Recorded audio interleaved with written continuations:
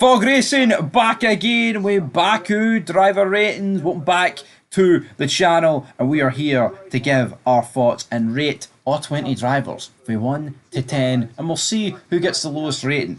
But we're going to begin with RB because we do this in no particular order. But when I see Yuki Tsunoda down at the bottom because he didn't get classified, I think, oh, I might as well not start with him. So we're going to go with Yuki Tsunoda. He started 11th, he got punted out by Lance Stroll. Half his side pod was removed, so eventually when that happens, man, it's game over. It's nothing to do with him. I'll just give him a standard 5. I feel like Yuki Tsunoda's been unlucky this season. Yeah, he's been better than Ricardo. He seems to like run into trouble and have a lot of retirements. Would you agree with that? No, I would agree with that, but I'm going to give him a 5. Would you agree? I'll give him not his fault, and he didn't really do anything wrong, but again, damaged car. Didn't really have a chance to impress. I think just middle of the 5, easy way out. Easy way, yeah. Daniel Ricciardo qualified 14th, finished 13th, but considering there was 4 retirements in front of him, I think that's a shocking drive, man. I'm going to give him a 3 out of 10. Yeah, Lance Stroll, I mean... No, Daniel Ricciardo, big man. Why are we going with Daniel Ricciardo? Because we're doing teammates. Really? That's how it gets done. Well, it would be a bit boring if I just went from the worst driver to the top driver. Fair enough. Danny Rick, 13th place. Not very impressive opportunity. With Perez, Sainz and Stroll, 3 faster cars out of the race. And like you said... And his teammate. And he just didn't really deliver, did he? I mean, he finished behind an Alpine, which is worrying straight away. Yeah, Alpine I don't know what... And then we know that, I mean, RB are trying to hang on in the constructors for Haas, so... That's really who they're trying to beat at the moment. Lost to both Haas cars, and they lost it to both Williams. But you know what? I think Williams have looked pretty decent the last few races. I'm not sure if they've brought upgrades or whatnot, or maybe... Just the removal of Logan Sargent. It could be that, and I also think maybe the last couple of tracks have suited them. But, I mean, Ricardo, he beat 2 Saubers and an Alpine. It's not that impressive, is it? Yeah, moving on though, Lance Stroll. Well, rating, we're not going to give a rating. I gave a rating. Why? I was waiting on you giving one. Would you give? What did I give? 3? Oh, well, I'll agree with that. Lance Stroll, 19th, 13th qualifying, took out Tsunoda. I mean, he was going to finish last of the runners before he peeled into the pits. I'm going to give him a 1. This guy is just shite. I mean, he's... Lance. When his teammate's best of the rest and he's taking people out and finishing last, man, I can't really give him much more than a 1. True, but I mean, there has been times where he's actually he's made Alonso look not that great this season. Oh, I would agree with but that. It certainly wasn't in this race, so... Yeah, but see Lance Stroll, man, the guy... He is either alright, or he's god-awful. You know, like, there needs to be somewhere closer to the middle. I'm going to give him a 3, same as Danny Rick. I think he may have had damage. Aye, which he caused. Right, up next we've got Carlos Sainz in the Ferrari. So, actually no, we've got Fernando Alonso. I'll give Alonso a 9. He got 6th. He was clearly the best of the rest. And I think he did beat 2 quicker cars in the Williams, because I think they were just much better.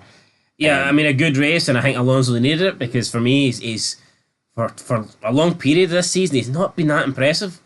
Yeah, I think he's just been a bit depressed, to be honest, because the cars fell off. I think, there's any coincidence Adrian Newey gets announced and Alonso steps up? Probably not.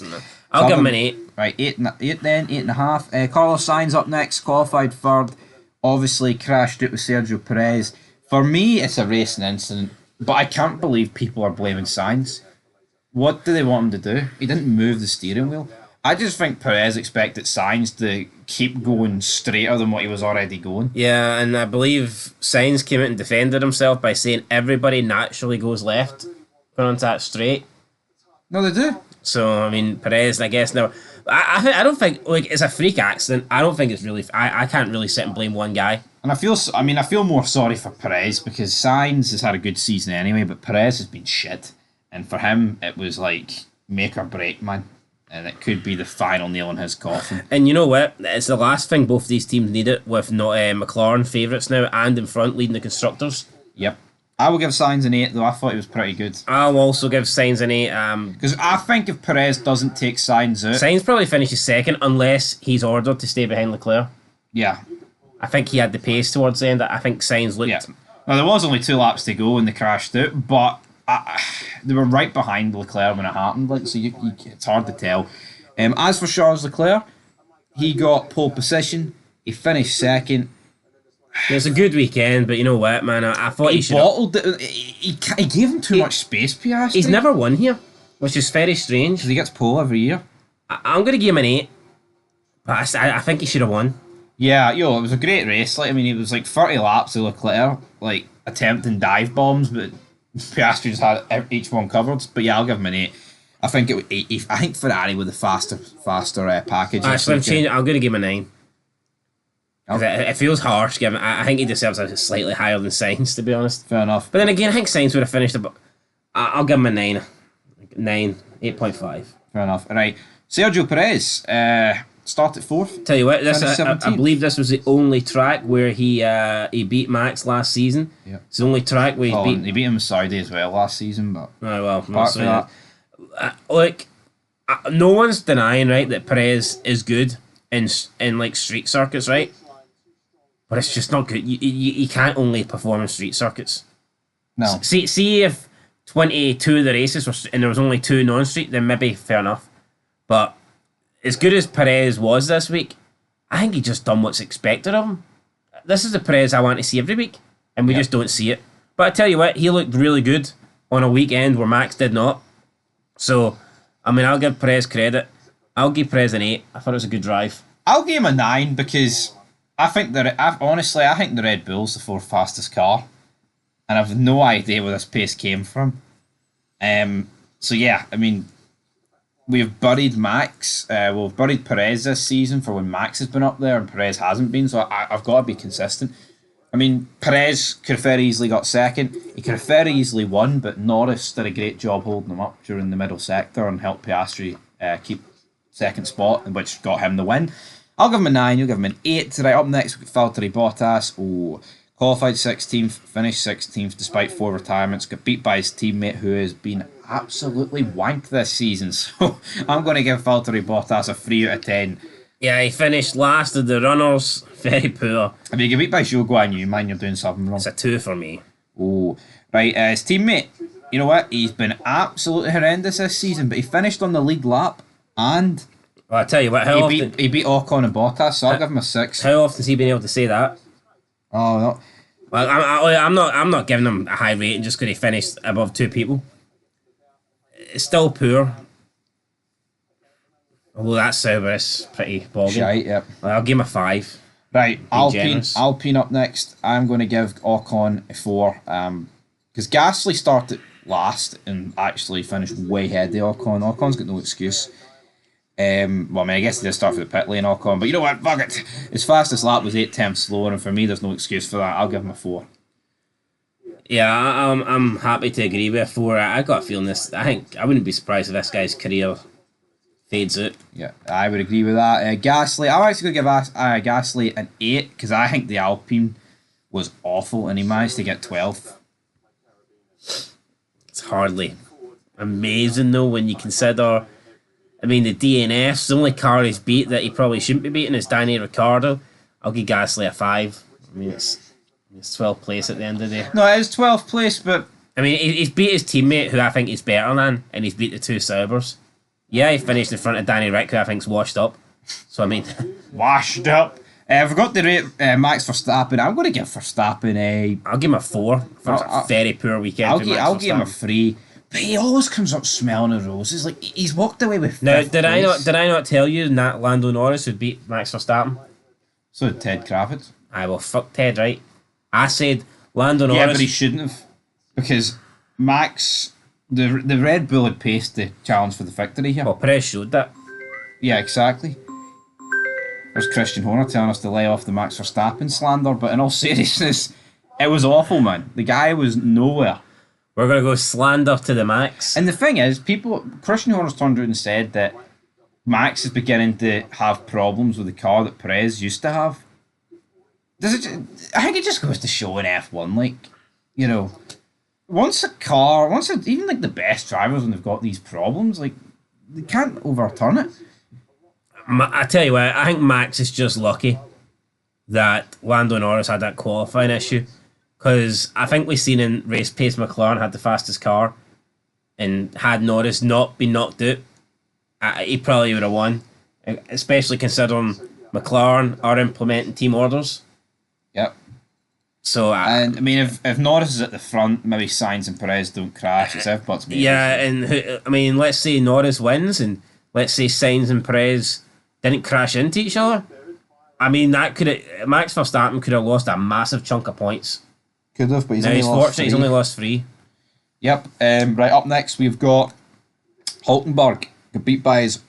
I mean, I don't know. People are talking about the under the VSC, Hamilton and Bierman overtook him. He got. I have no idea how that even works because they would get disqualified or something. So, but yeah, it sounds like an amateur mistake. So I'm going to give Hulkenberg a 6. He should have finished 9th and he's ended up finishing 11th. Yeah, it's not great for Hulkenberg, almost getting into points, but beaten by his teammate. I'll give Hulkenberg a qualified 12th, moved up 1 place. I'll give him a 6. 6 is fair. Right, Bierman, second race in F1, second points. I'll give him a 9. What else can he do? What else can he do? He got into Q3 as well. It was impressive. I think that Haas is pretty decent though. You know what? I'll give him an 8.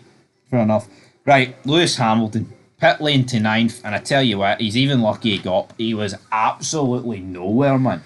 Norris made his way through the field so easily, and Hamilton, I mean, was battling with these guys like throughout the entire race. No idea what going on. I'm going to give Hamilton a 2. He was absolutely. It was one of the worst races I've ever seen the guy drive. He'd have been better off just retiring the car. No, I honestly, I've actually no idea why it was so bad. I was baffled.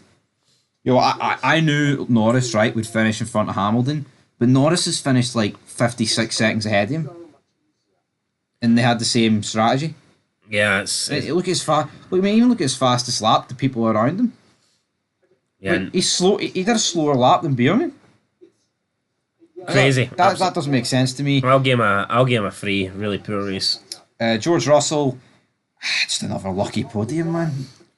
I'll give him a 7. I can't really say he deserved it. No, it was just a I think it was an average race for Russell, but he did benefit for retirements and stuff. So yeah, I'll give him a 7 as well. Yeah. Up next, got Franco Colapinto. Out-qualified his teammate. Finished behind his teammate, but he did get the less provincial strategy. So I think Williams kind of did him dirty. I'm actually going to give him a 10. You know what? He's new to the sport. He's come in. He's got 4 points for a team that doesn't really get any points. And he was on the worst strategy. And he's actually beat Lewis Hamilton on pace. I'm going to give him a 10. Yeah, great race for Franco Colapinto. I thought he looked pretty decent in Monza as well. Looked very good today. Out-qualified Albon as well, which is really impressive. I'm going to give him a 9. We would have still got a point on merit had it not been for that collision. Yeah. So, I mean, yeah, I'll give him a 9. Great race. Albon, I mean, you hold him to higher standard, but... I'm still giving him a 9 because I thought, like, midway through the race, he's like, albeit he hadn't pitted yet, but he was, like, mixing it with the top front guys. runners. Like, and that was just crazy to see. Yeah, I'll give him a 9. I mean, I'm giving Franco the 10 because he's new to this game. Alright, who's up next? Right, we've got Lando Norris. So Lando Norris finished 4th, started 15th. Quali wasn't really his issue, to be honest, but I'll give him an 8 out of 10. Yeah, I mean, can't really blame him for quali, and he did come back well in the race. I'll give him... See, I don't know how good he came through the field, though, because he has got the fastest car. It would have been 6th, I think, without the collision late on. I think an 8's fair. Yep, then we've got Oscar Piastri, P1, started 2nd, great move, great defending. I think it's... I'm going to give Oscar Piastri a 9. Yeah, I'll give him a 9 as well. It was a great drive, but I do think the McLaren is the best car, so I'm not going to pretend like, it was an absolute masterclass or anything like that. But anyway, guys, that is it for our driver ratings. We'll have a wee quick look here at the standings and just talk about it. So Norris is 59 points behind Verstappen. races are running out. It feels like the most underwhelming championship battle ever. It feels like Max is there to be taken, but no one's doing anything about it. No, how many races are left? 7, I think. I mean, time is running But out. see, we're getting to a point now where Piastri is he's only 32 points behind Norris. It's the lack of races remaining, though. I know you're trying to suggest that maybe Piastri's in a title fight as well, but Yeah, the problem is Max has not been retired. If Max retired the next 3 races and Norris, Leclerc, and Piastri were finishing 1, 2, 3, which could happen by the way, it would fucking blow this wide open. I think Lando Norris is the only guy realistically that will catch him. Yeah, I think Leclerc needed to win this week to have any sniff. I'll tell you what, Norris needs to start winning races, though, because that's how you really claw it in, because obviously you're getting 25 points, and I think we're in a position now where if Norris starts winning races, I don't think we're going to see Max in second. No. So I think Norris can still do it, because I don't know, 7 races to go. I don't know how many of those 7 will see Max on the podium. If any. I think we'll see Norris as long as he's no issues or doesn't crash or anything. I think we can see Norris on every podium. Well, I mean, put it this way, if he wins the next one, right, and Max finishes 5th, I mean, there's a 15, potentially 16-point swing, which puts it down at 44 points, right? And then if you do another one of them, you're under 30, and then there's 5 to go, and then at that point, it's game on. I just hope Norris brings it down to enough points where we're going to a championship decider. I hope we get that. And I don't mean like, oh, he's within 24 points. Something realistic. Aye. Even if he can get within 14 points, say, right, going into the last race, I think that'd be interesting, because I don't think Max Verstappen's guaranteed to finish 4th. No, I totally agree. But I mean, if we go into the last race where Max is like 24 in front, really all Max has to do is take it easy. No, but you're right. People points. will think, oh, he needs to get 59 points, but I think if we went into Abu Dhabi right now with the gap being 14 or 15, I'd have Norris favourite to win it. Yes, because just off the pace of the cars. Yeah, so we'll see.